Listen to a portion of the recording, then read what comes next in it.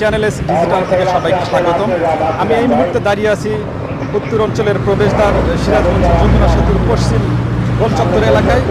দর্শক, আজ কিন্তু ঈদযাত্রা চতুর্থ দিন।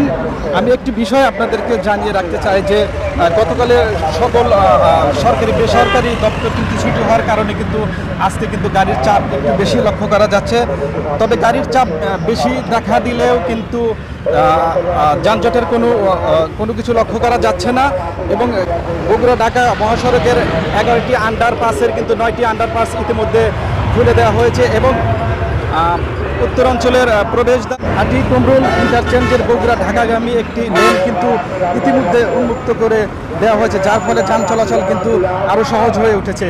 এছাড়াও যাত্রী ও চালকদের সঙ্গে কথা বলে জানা গেছে আগের বছর তুলনায় কিন্তু এবার মহাসড়কের যানজট কিন্তু নেই বললেই চলে।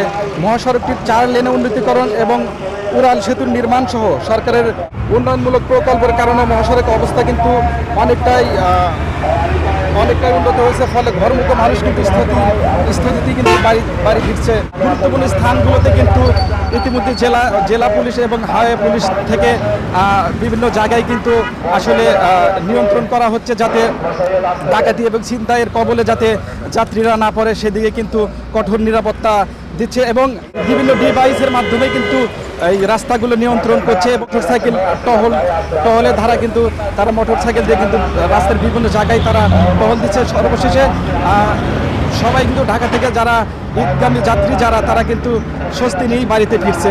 এই ছিল যমুনা সেতু পশ্চিম গোল চত্বর এলাকা থেকে সর্বশেষ।